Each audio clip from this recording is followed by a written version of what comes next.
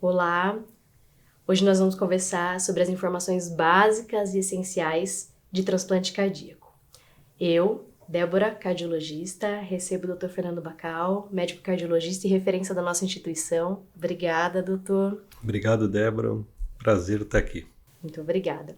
E vamos começar com algo bem importante, perguntando sobre como atualmente se encontra a situação do transplante no Brasil, principalmente considerando essa fase variável e por vezes intensa do Covid. Bom, Débora, o transplante, eu costumo sempre dizer que é o tratamento de escolha para insuficiência cardíaca na sua fase avançada. Ainda é o tratamento que melhor resultado tem do ponto de vista de impacto de qualidade de vida e de sobrevida dos pacientes. Quando nós analisamos os dados da Associação Brasileira de Transplante de Órgãos, nós estamos fazendo hoje no país 400 transplantes por ano. A nossa demanda seria de 1.200. Então, nós temos 800 pacientes que ainda não são encaminhados, ou por vários motivos, porque não se identifica que ele está numa fase grave de doença, ou porque ele morre esperando o transplante. Durante a pandemia, então esses últimos 2 anos e pouco, foram anos muito difíceis para todo profissional de saúde, para os pacientes, evidentemente. E na média houve uma redução de 30% do número de transplantes. Então realmente impactou. E outro problema é que a Covid para os pacientes imunodeprimidos também foi um grande problema, conferindo uma mortalidade maior. Então vivenciamos um período muito difícil, não só no Brasil como no mundo todo, mas graças a Deus agora a situação está melhorando e a retomada dos transplantes tem ocorrido. É algo necessário, na verdade, que gera muita dúvida, até para os próprios pacientes, para a equipe multi, relacionado. O paciente está internado, está esperando o transplante cardíaco. Existe algum critério específico, ou alguns critérios que indicam se esse paciente tem uma gravidade um pouco maior e ele deve receber esse transplante um pouco mais antecipado que as outras pessoas, ou seja, que gera uma prioridade na lista de espera? Pergunta muito boa. Tem sim, esse é o chamado os critérios de priorização para o transplante. Então, em primeiro lugar, na fila de espera é o paciente que está no hospital, na UTI, sendo mantido vivo com aparelhos, com suporte circulatório, por exemplo, com ECMO. Então, o paciente que está mantido artificialmente por aparelhos em ECMO, ele é o número 1. Depois balão intraórtico e depois vem os pacientes com dobutamina, ou seja, dependentes de inotrópico de uso hospitalar. Então, já é no status 3. E depois vem os pacientes ambulatoriais. A realidade é que hoje 90 a 95% dos transplantes feitos no país são em pacientes hospitalizados. A grande maioria porque estão com inotrópico, dobutamina ou milrinone internados, mas nós temos um número grande de pacientes com balão intraórtico e com ECMO também, porque foi um know-how que foi sendo adquirido e aumentou muito no país.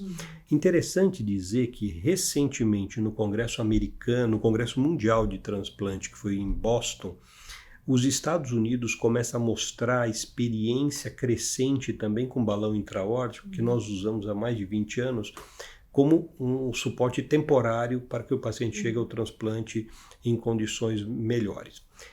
E o tempo de espera para um paciente ambulatorial, por volta de 2 anos.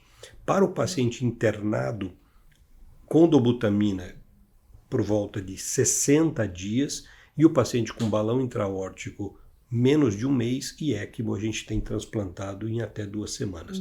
Então, mostrando que isso confere além de conferir uma gravidade, mas por outro lado, coloca o paciente numa posição muito competitiva na fila para ser transplantado. E nesse assunto ainda, doutor Bacal, relacionado à tipagem sanguínea, ela faz alguma diferença nesse processo, até do tempo de espera?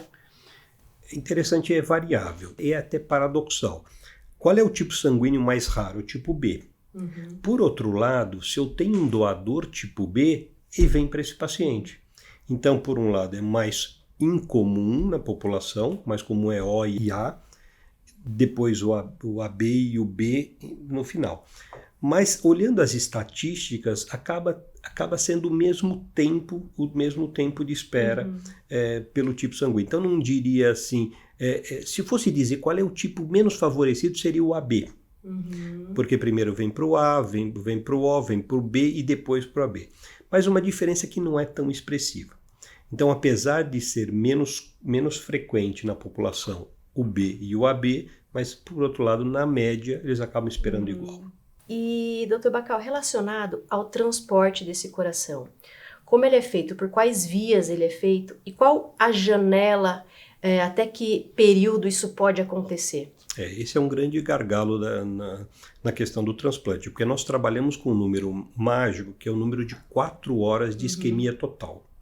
E o que conta nessa isquemia? Desde que o coração foi retirado do doador até ele começar a bater no peito do receptor. Então isso não pode ser 4 horas. Então isso limita a nossa captação para regiões muito distantes.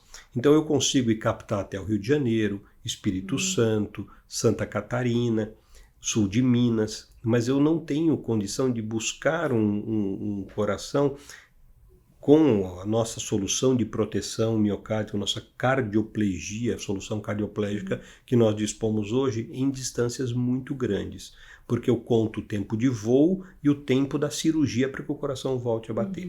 Então, entre 4 até 5 horas, estendendo um pouco, nós podemos. Mais que isso, a chance de ter uma disfunção do enxerto é muito grande e aí nós não utilizamos doadores nessas regiões muito distantes. Perfeito.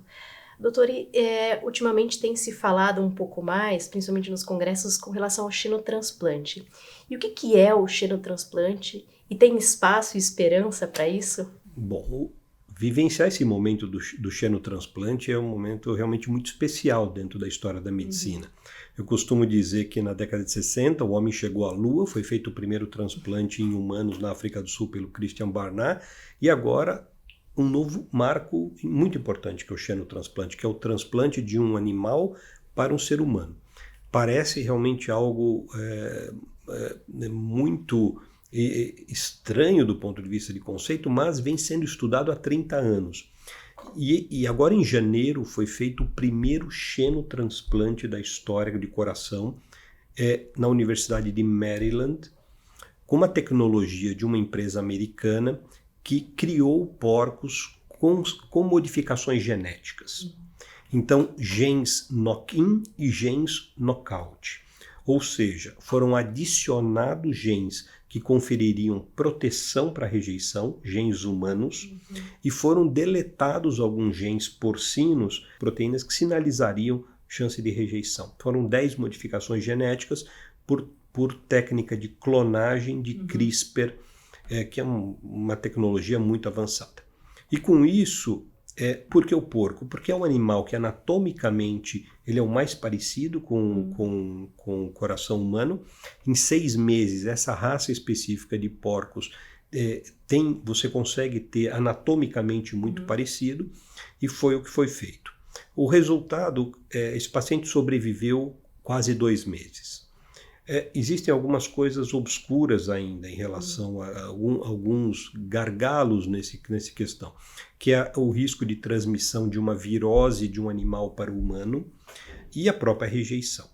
Mas esse paciente foi apresentando a partir do dia 40 uma perda progressiva da função do enxerto. Ele teve uma disfunção diastólica, ficou hipertrófico, coração duro e foi para ECMO e faleceu. Quando se analisou a histologia das biópsias e o coração explantado, ele não preenchia nenhum critério para as rejeições celulares e humorais que nós conhecemos e definimos classicamente. Mas foi sem dúvida nenhuma, algo imunológico que aconteceu ainda não totalmente conhecido. A imunossupressão foi diferente, foi feito um anticorpo anti-CD40, foi feita uma terapia de indução, doses de imunossupressores elevadas. Então, nós temos ainda algo a avançar nisso. Eu sou otimista, eu acho que será o futuro do transplante, você poder tornar o procedimento eletivo.